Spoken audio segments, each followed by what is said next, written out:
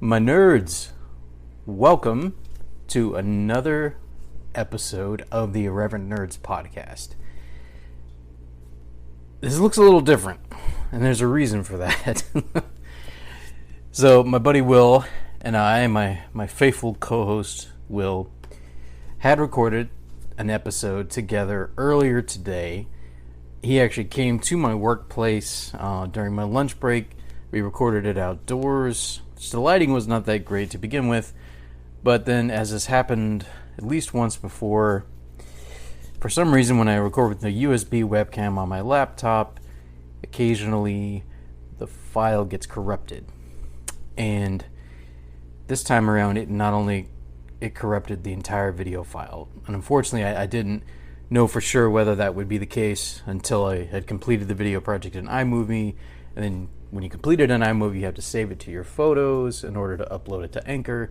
So I was previewing it in Photos, and the thing was just it's like jerking all around like this.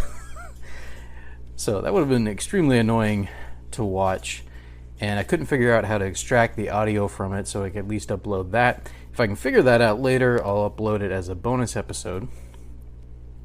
But in the meantime, we're kind of going back to the roots of the podcast, with the exception that this is both a video and an audio version, which is something I didn't do at the beginning of the podcast. So this is officially my first solo video podcast. Now, I have created a lot of solo videos over the past year and a half. I have a YouTube channel, Empathic Ecologist. Check it out, by the way, if you like nerdy stuff, science, philosophy. It's a little more serious, I will warn you. Like, yes, I do laugh on occasion, but this podcast, The Irreverent Nerds, is for fun. That one, I enjoy doing it, but in a different way. It's very satisfying, but in a more intellectual way, if you will. It's more about teaching and education and advocacy, whereas this podcast it's for entertainment, it's for fun. So, and I need both in my life, honestly. We need fun, but there's some serious stuff that happens in this world, right? I'm not going to bore you with the details. You watch the news. I'll just say two words: January 6th. I'm recording this on Tuesday. There was thing that case kind of blew up today, and that's all I'm going to say about it. Because as I said, this podcast is meant to be an escape. So I'm going to try to fill the gap. We won't have Will's dulcet tones interrupting me with jokes and funny quips, unfortunately, but he'll be back. And once again, if I can figure out how to isolate the audio from the corrupted video file, I will upload that as a bonus episode for this week. But for now, you're stuck with me. So I'm going to try to talk about similar topics to what he and I discussed today. I'm going to let him tell you about his experience going to the Heroes Convention. There's a comic book convention that takes place annually in Charlotte, North Carolina. And he and his wife went down, and they did some cosplay, dressed up as Ghostbusters, and made some plugs for our podcast as well. So if you happen to have heard about us at Heroes Con, let us know. We put out some flyers with the QR code and a list of recent episodes and just a little synopsis of what our podcast is about. So if that's how you found us, drop us a line. Speaking of which, how do you do that? Well, you can follow us on Instagram. It's at irreverent_nerds, plural. So you can DM us there. I manage the Instagram page. We do also have a Facebook fan page, which technically I'm the manager there, but Will's actually more active on Facebook than I am, so you'll see him post quite a bit on the wall for the Irreverent Nerds fan page on Facebook. And I check in from time to time just to see if we have any new followers or how things are going or what he's posting about. He's not on Instagram at this time, so I'm the primary manager there. And as you guys know, that's actually how this podcast started. It started as an Instagram page. I was just uploading funny memes, and then one day I was like, wait, this is actually a good name for a podcast. I should just start one. So like literally that same day, I took actually. Let's see. Well, no, it wasn't this. I didn't have my iPad. I'm recording this with my iPad. I didn't have that at the time. I think I had my iPhone. So I just took my iPhone, went out, like literally sat in a tree in the back of where I work, and used actually this. Well, actually, no. I didn't use this lapel mic. I think I used my. I have another mic that's like directional, and I believe I used it because it was audio only, so I wasn't worried about how I looked or making hand gestures or anything like that. I just held the mic like right here the whole time, and the sound quality actually turned out pretty good for that first foray into entertainment podcasting. And thus the irreverent nerd, singular at the time, was born. And then Mr. Will Boyer, of course, came along.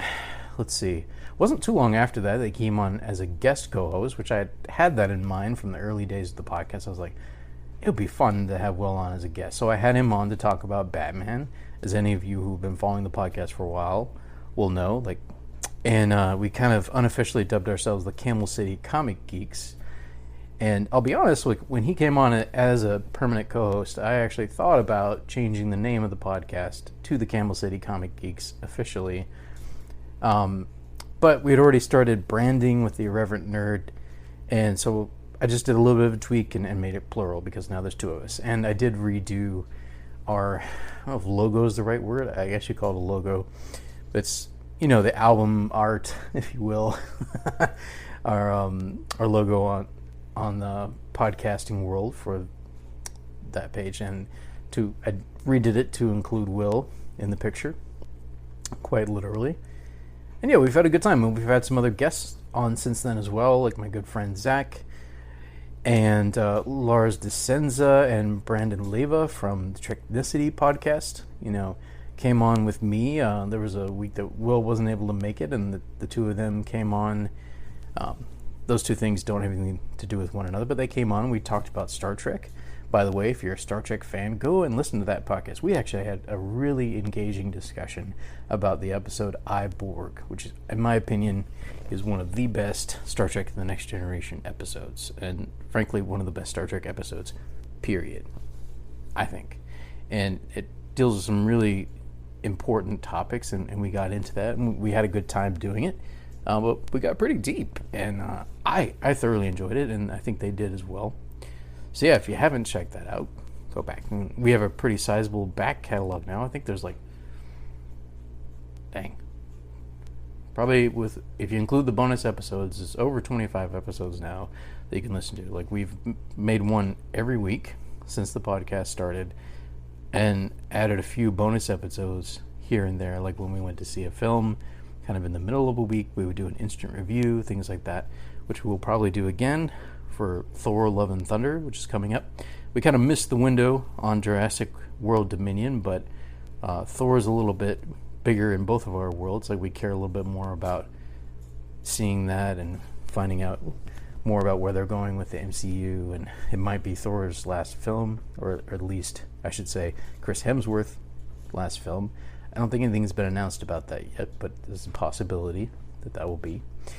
So we're looking forward to that. That is one of the things Will and I actually talked about this morning. We talked about the fact that Christian Bale, I had actually forgotten that until I watched a trailer, or I think it was, a trailer or an interview, something like that recently, and they mentioned him being, I was like, oh yeah, I forgot. So yeah, he's going to be playing a villain. And saw just some new footage with more clips of him fighting some of the heroes, and it looks really good. And Christian Bale obviously is a solid actor. I have not, now that I think about it, I have not seen him play a straight up villain before. He's played some characters of questionable morals, such as in the movie American Hustle, but he's not really a villain per se. He's not an antagonist to like the heroes of the story, if you will.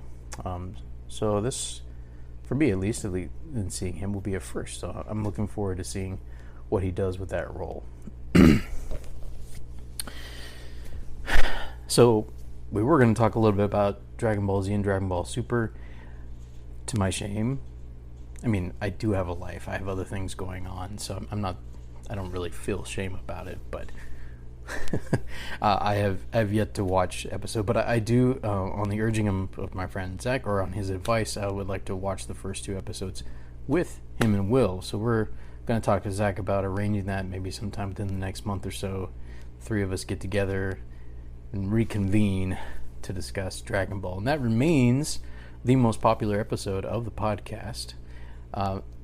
So yeah, like, you guys obviously like some Dragon Ball Z, so we're going to come back and talk about that sometime in the near future.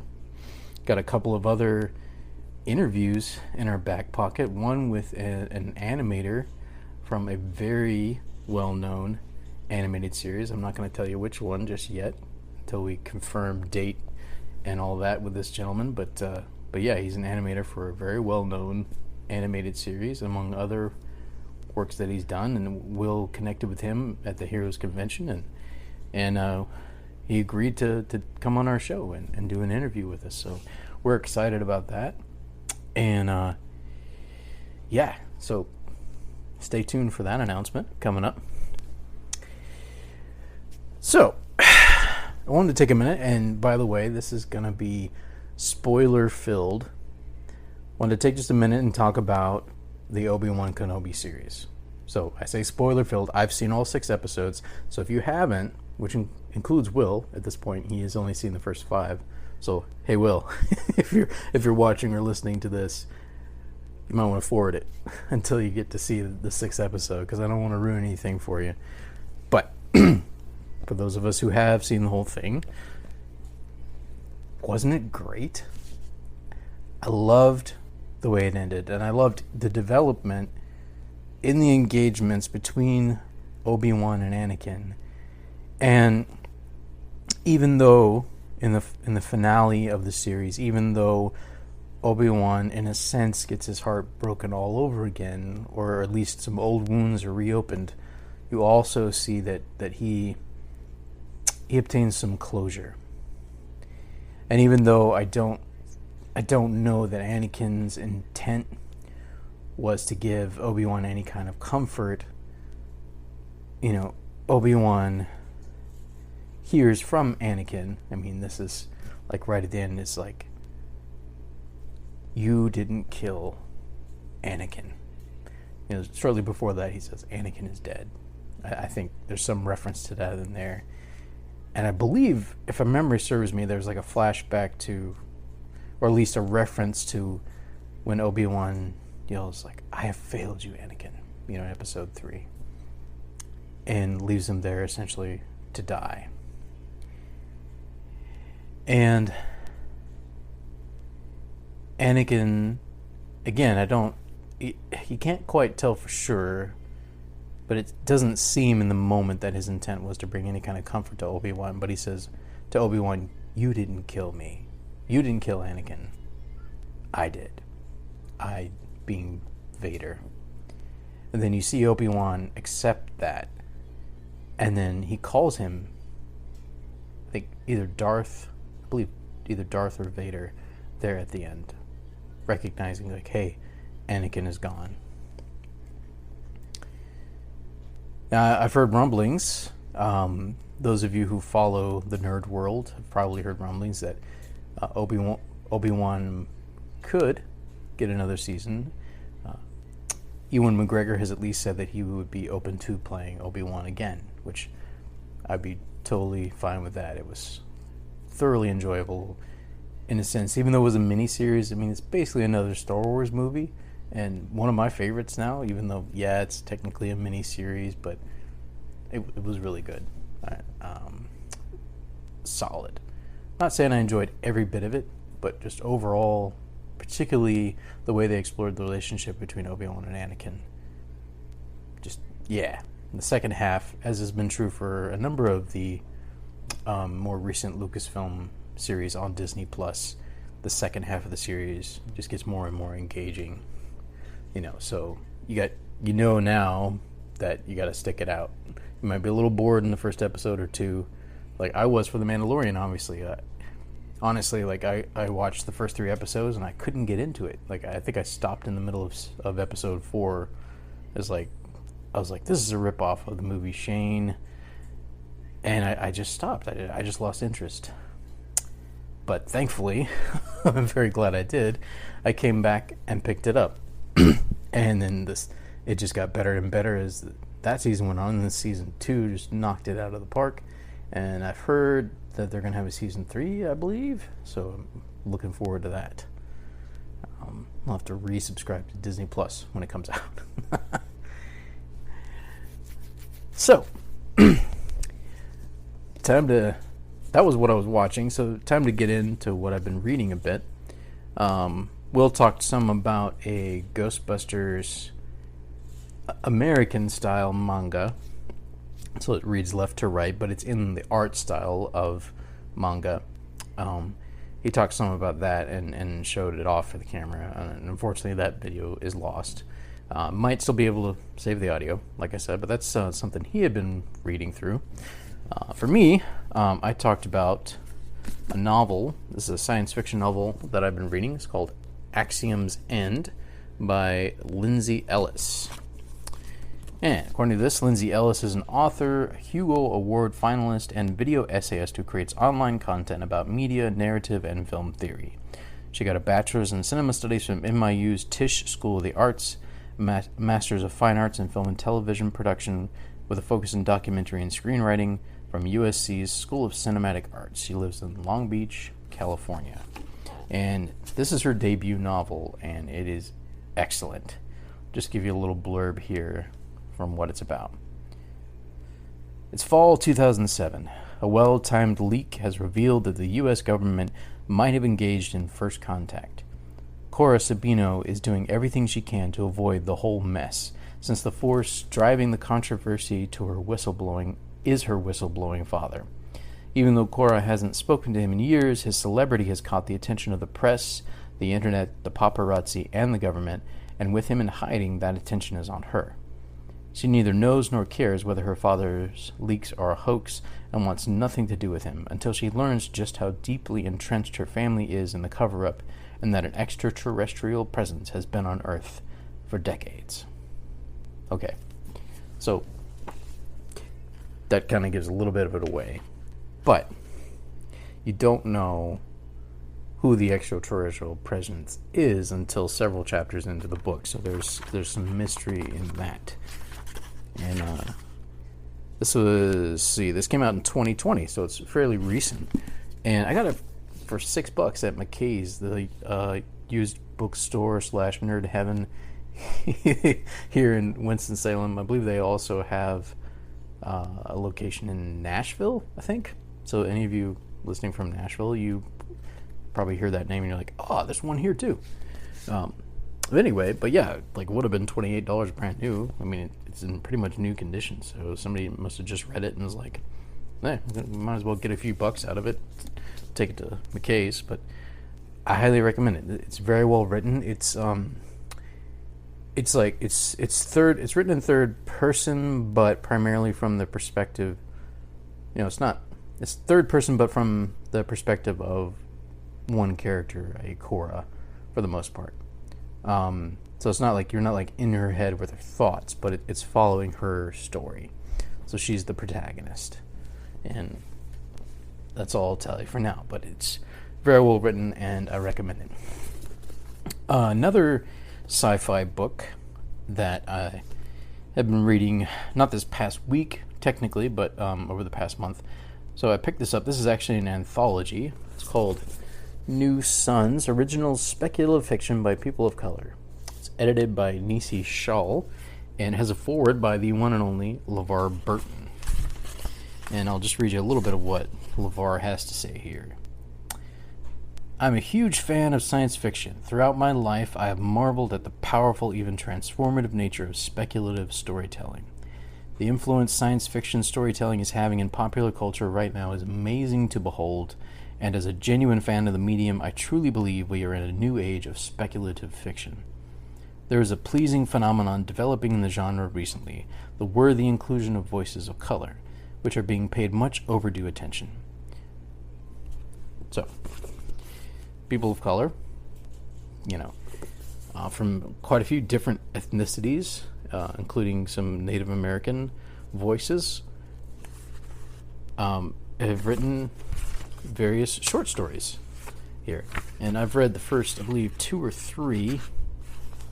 I guess the first, maybe just the first one. Now that I think about it, it was titled "The Galactic Tourist Industrial Complex" by Tobias S. Buckle. Oh yes, I have read 2. Yes, and also I read "The Deer Dancer" by Kathleen. I'll probably pronounce this wrong. Kathleen Alcala.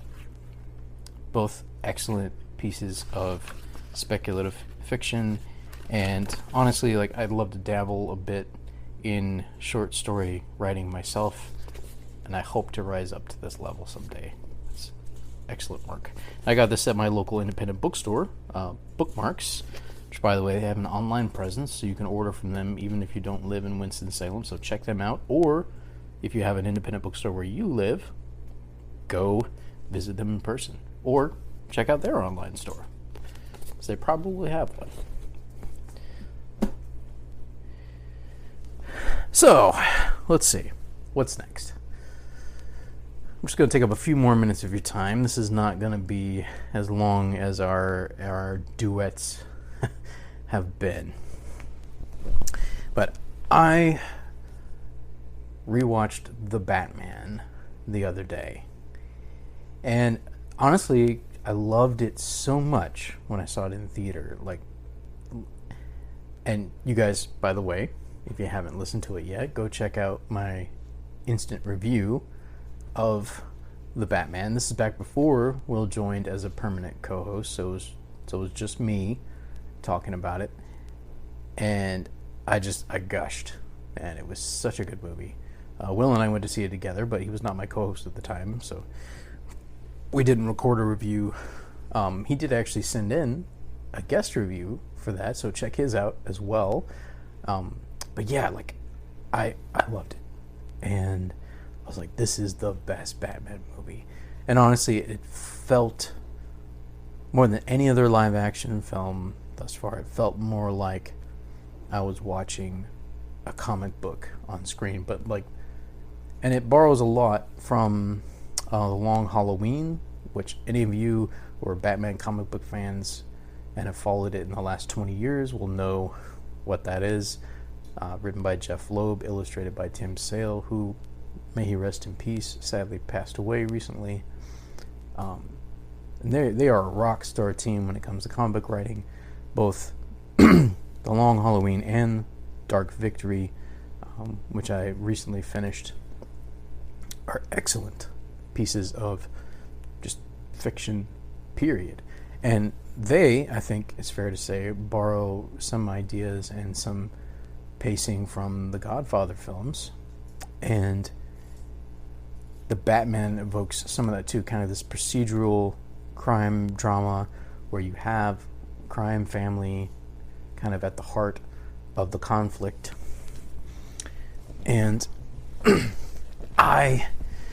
your experience is never exactly the same, obviously, when you watch it the second time, but I thoroughly enjoyed it again, and it's still my favorite Batman movie. My opinion did not diminish by rewatching it, because sometimes that happens, you see it in the theater and you're like, oh, whoa, and then you rewatch it at home, you're like, oh, it's not quite as good as my initial impression told me, but no, this is still, yeah, excellent film. If it doesn't get nominated for Best Picture, I'll be upset. It should. There's a good chance it won't, just because it released so early in the year, and that, if you're trying to go for that, typically you release later in the year if you're deliberately aiming for that. But they weren't. I mean, they're releasing this for the fans. I mean, Matt Reeves knocks it out of the park, as does Robert Pattinson and Zoe Kravitz and Andy Serkis and Colin Farrell and John Turturro. All excellent actors. And of course, Paul Dano as a Riddler. Excellent turn as a Batman villain. I loved what he did with the character.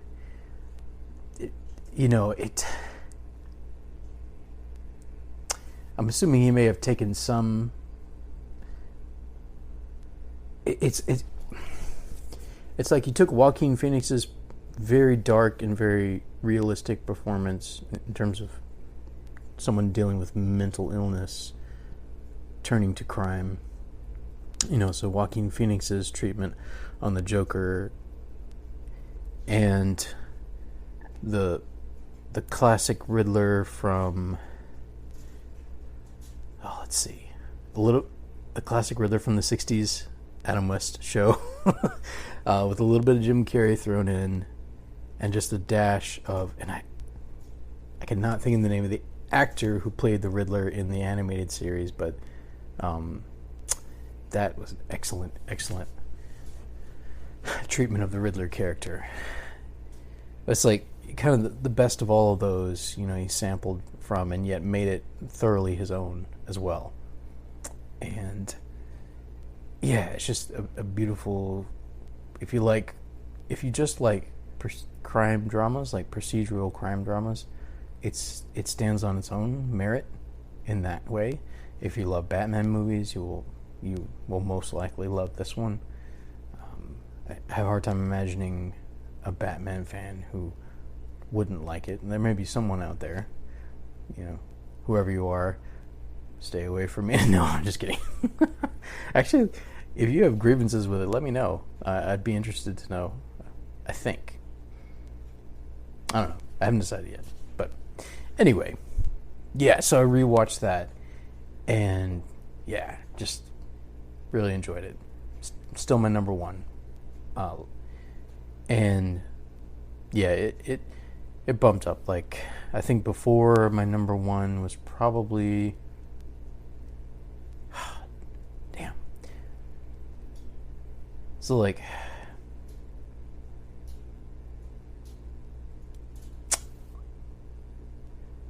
so I love Mask of the Phantasm. It is animated. That's definitely my favorite animated Batman film. Well, The Dark Knight Returns is also excellent. There's a number of really well done Batman movies, but I think Mask of the Phantasm, because it's like a grittier version of the animated series, and it's with the full cast, or actually like all original cast members from the animated series, done in the same style as the animated series. It will always be one of my favorite films, and I think at that point was arguably, honestly, until Batman Begins, I think that was the best Batman film. And then when Nolan started up, then he helped to take it to another level, obviously with live action.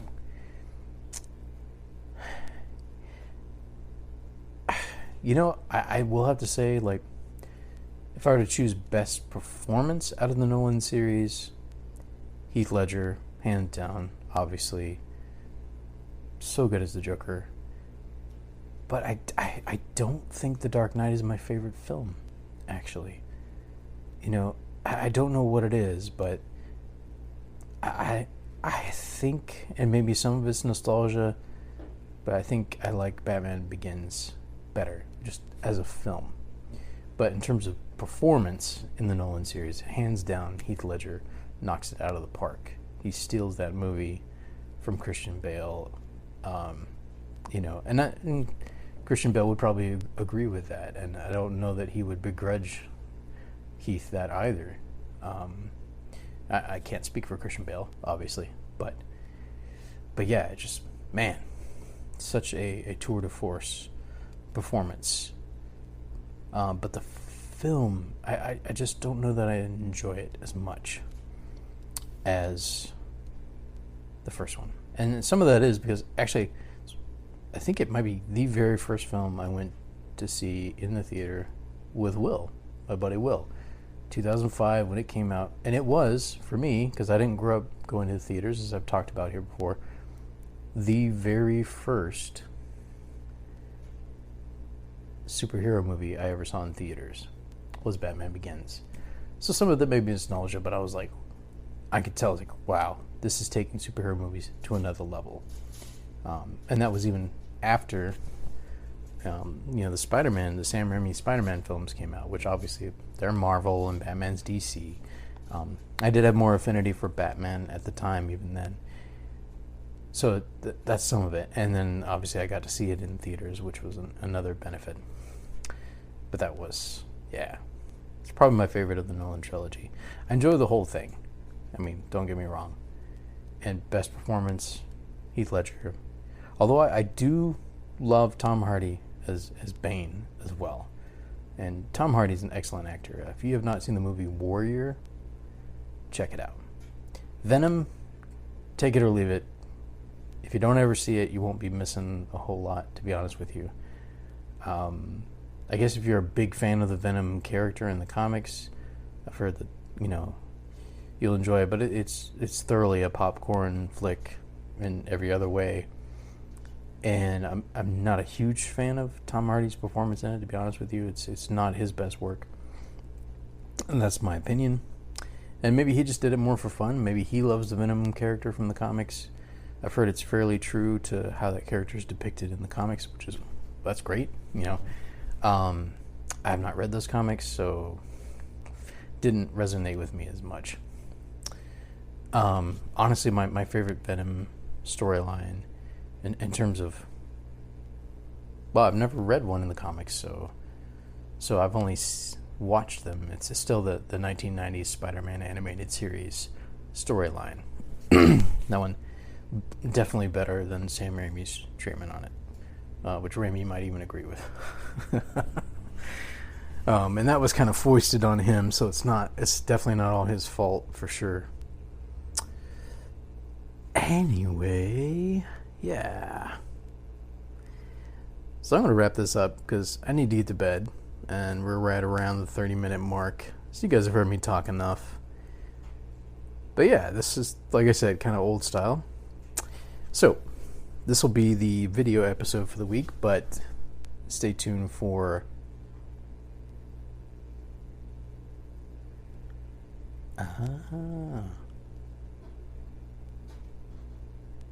I just realized I'm not going to be able to pull the audio out of this. Alright. I'm going to figure this out.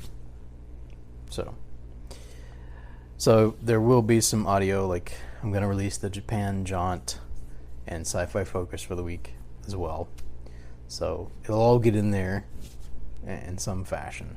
So live long and prosper, nerds.